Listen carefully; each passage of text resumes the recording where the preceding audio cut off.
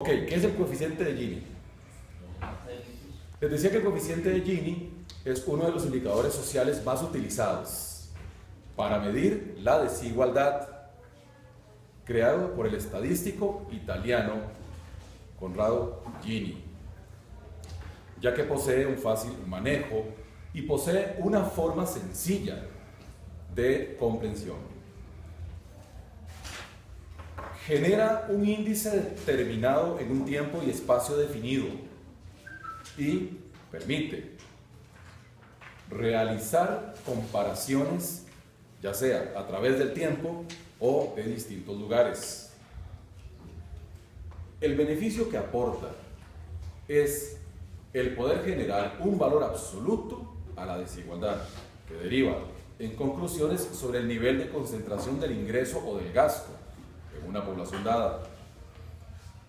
Esta desagregación social permite determinar a estudiosos y encargados de establecer políticas públicas entender con mayor precisión cuál es la realidad social y a partir de ella establecer relaciones entre otros fenómenos sociales, con el fenómeno de la desigualdad en la distribución de la riqueza.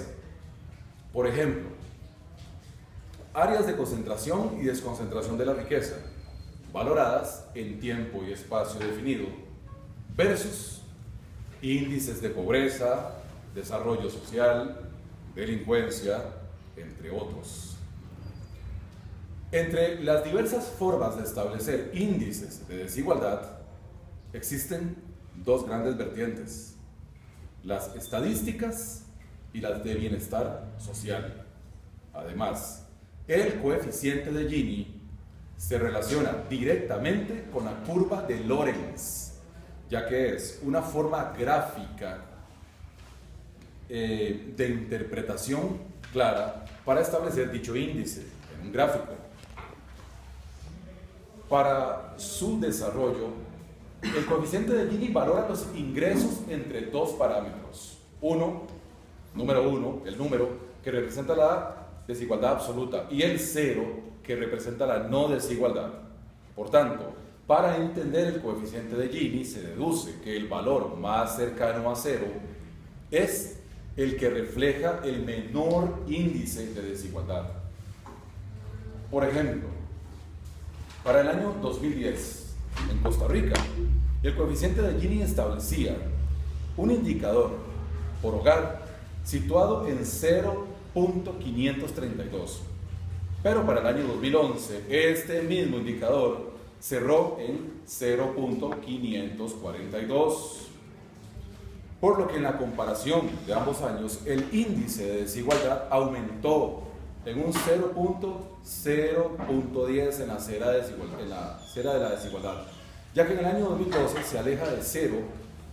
En caso de que el indicador hubiese sido 0.522, se generaría la lectura contraria y se diría que existió una disminución en la brecha de desigualdad por el valor menos 0.010, el cual se produjo por la sustracción al índice del 2011 al índice del 2010. ¿Qué es un índice de desigualdad? Es una manera de conocer cómo se distribuye una variable conocida. La variable I, entre comillas, I mayúscula, entre un grupo determinado de individuos.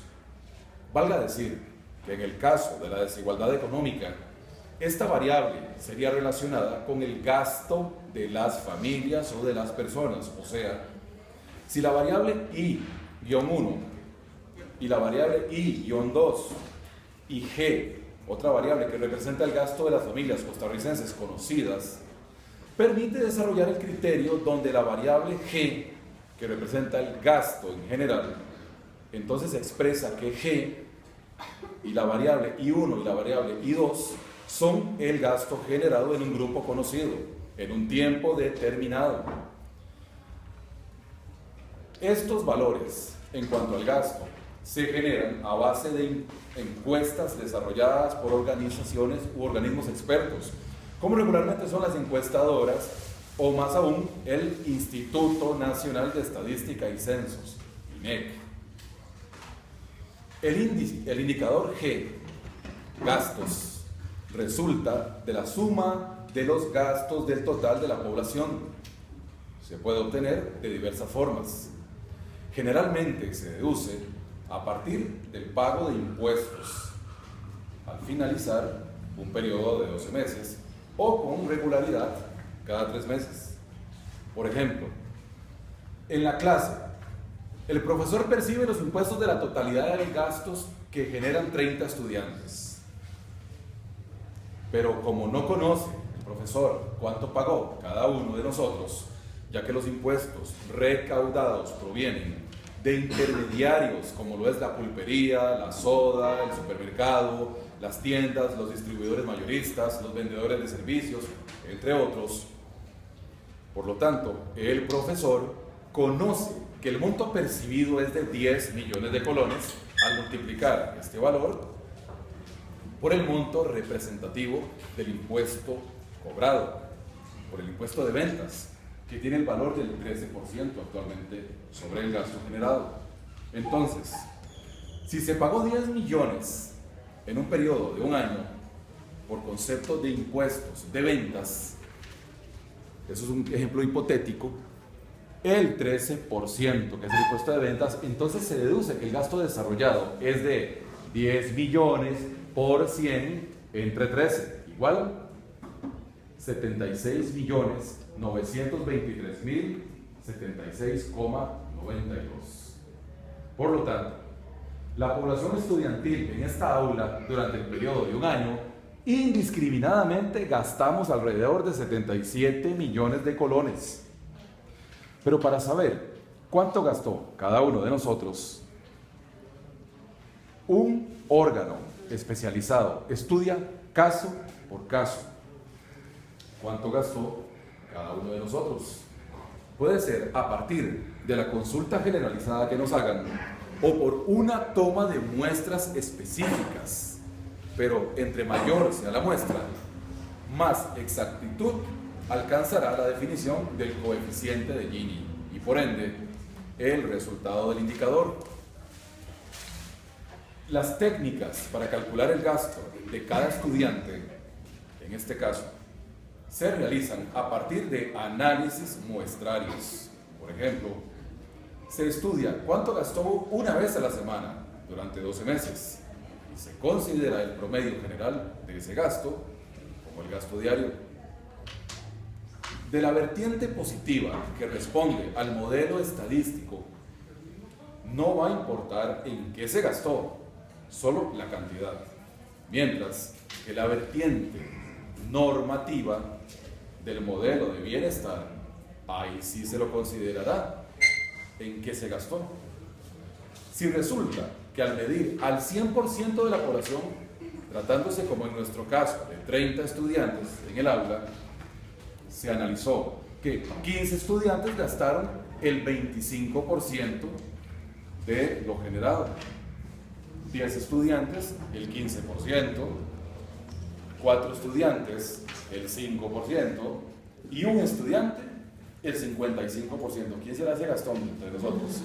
Se puede comprender que 15 estudiantes que representan la mitad de la población solo gastaron la cuarta parte del gasto total, mientras que un solo estudiante que representa el 3% de la población del aula gastó un 55% del total del gasto.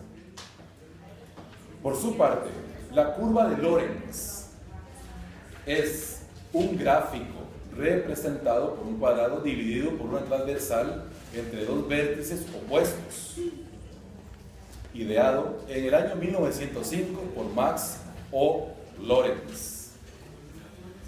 Genera dos triángulos rectángulos contrapuestos. En uno de ellos se considera que la línea transversal representa el valor cero del coeficiente de Gini. Por ende, no existe brecha de desigualdad en ese caso. Mientras que en el otro triángulo opuesto por la hipotenusa se representa, una curva que establece el valor acumulado del gasto en relación a la población, ¿Qué variable por va lo en que el- la curva se observará. Oscar, Señor. ¿qué variable va en la vertical? ¿Perdón? En la caja, ¿qué variable va en la vertical?